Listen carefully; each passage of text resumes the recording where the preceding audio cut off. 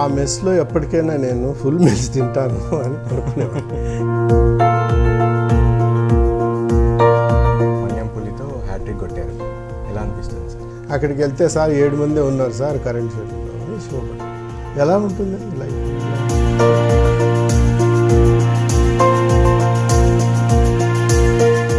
చిన్న సినిమాలకు అసలు థియేటర్స్ దొరకని ఎందుకు వచ్చింది అసలు అలా పరిస్థితి?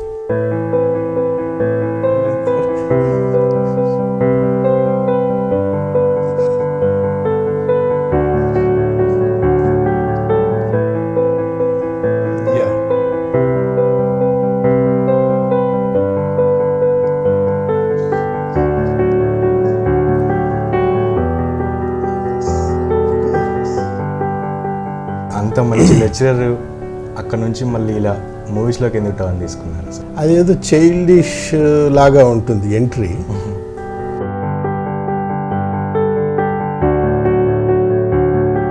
ఇప్పుడు ఇండస్ట్రీ మొత్తం సక్సెస్ చుట్టూనే తిరుగుతుంది. ఏ సినిమా ఫ్లాప్ అయినా అందరూ విపరీతంగా పోయాడంటగా నా కొడుకు. అమ్మో నీకు తెలుసా అసలు 10,000 రాదండి బాబు స్లాబ్.